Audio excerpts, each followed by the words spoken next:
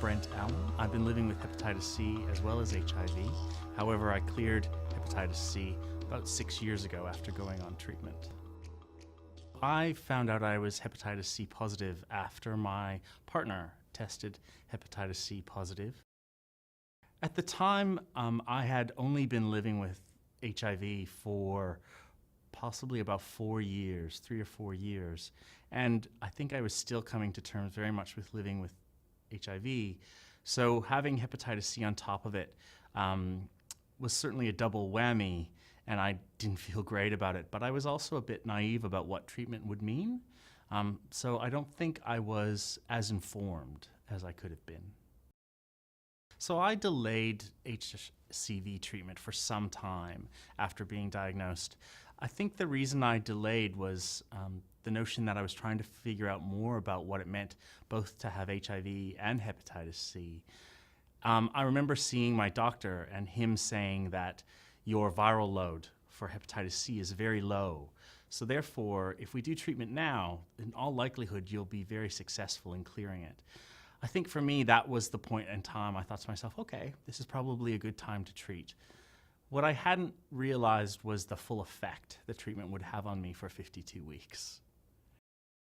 The side effects of hepatitis C treatment when I treated, which was with ribavirin and interferon, were significant. I had weekly injections I had to take, which made me feel very sick afterwards. And it was a very sort of a cumulative effect of the treatment.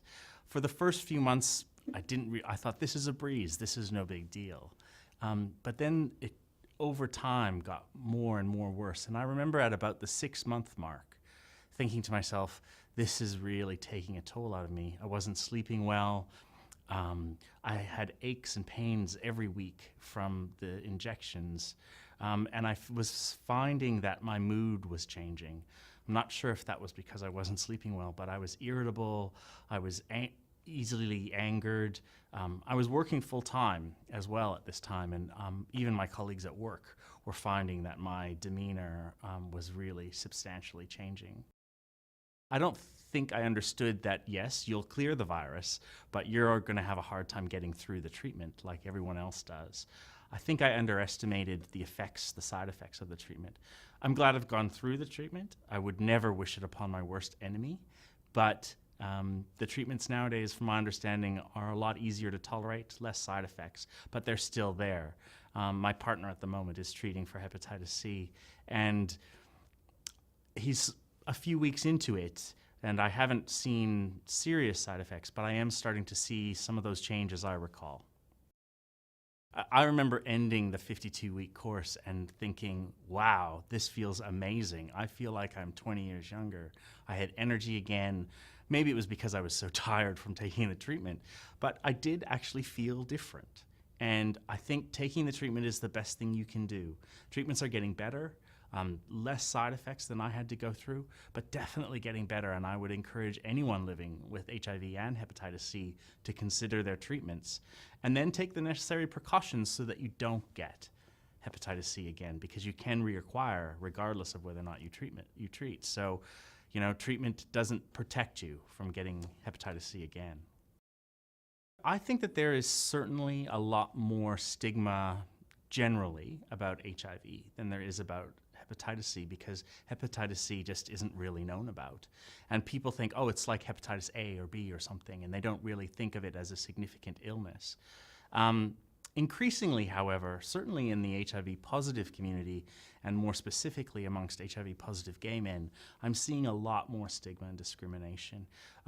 People saying things like, oh, well, you know, I don't really want to have sex with someone who's hep C positive, and this coming from someone who's HIV positive when they've probably experienced that stigma themselves about living with HIV. So I would say that hepatitis C stigma and discrimination absolutely exists, but the ignorance levels about hepatitis C somehow keep it less prevalent. I would say that increasingly it's getting well known in the HIV community. Amongst HIV gay men are starting to realize the notion that you can actually acquire hepatitis C sexually. And I think that is causing concern for HIV positive men who don't want a double whammy. They don't want hepatitis C as well as HIV. And so they are dismissive and discriminate against people with hepatitis C. Well, I think what's important around hepatitis C is that, yes, it's an infectious disease, and we know increasingly it's more common amongst gay men who are also living with HIV. But the real challenge is to become hep C aware, not just blatantly dismiss people because they're hep C positive. Educate yourself, like I had to educate myself, around what are some of the precautions you can take? What are some of the things you can do to reduce your risk of getting hepatitis C if you're already HIV positive? I don't believe the general public has any understanding how common hepatitis C is out in the community. The numbers dwarf the number of people living with HIV in Australia. That being said, lots of people live a long, healthy life with hepatitis C, but it will eventually catch up with you. For someone who has a dual diagnosis like myself, getting on top of your hep C was just good for also living long-term with HIV. Doing an assessment on your life, your lifestyle, before you start hepatitis C treatment is essential. For me, it was about making sure that my partner knew I was starting treatment and wrapped a bit of cotton wool around me to make sure that, the bumps and bruises of everyday life had less of an impact because treatment was going to take an effect. 52 weeks, however, is a long time to have cotton wool wrapped around you, and I don't think me or my partner understood the effects it was going to take. I could never have done treatment without my partner. And looking back, I would have talked to my employer sooner about being on treatment. I would have diminished the number of hours I was expected to work. And I would have put in the necessary supports around me, friends, family. I had a great clinician while I was going through treatment, so that was good. But I think those other effects, my friends and family knew I was on treatment and were good about, not putting pressure on me to go out or to stay up late, because that was nearly impossible. So all of that stuff makes a difference. I think to myself, what it must be like for someone who has to take treatment and keep it secret, maybe from their friends or their family, and I'm not sure that wouldn't have been possible for me. I would rethink it. If you expect to be social in any capacity, while I was on treatment, there was no way I could have gone out for dinner at all for a year. I was in bed at 7 most nights, and I would sleep 12 hours minimum. It did have, as I said, that obviously has effect upon working as well. I had a great employer at the time, and they were really supportive of me being on treatment, including any modifications I needed to make. But I think, like lots of men, I thought to myself, I can do this. Just pull up your bootstraps and get on with life. It's not that hard. People do it harder out there. And I think upon reflection, I realized I was doing it really hard and I was putting a lot of pressure on myself. I believed, like lots of others, that it wasn't sexually transmissible. So I didn't really feel the need to disclose. I felt I was one of the very unfortunate few who this had happened to.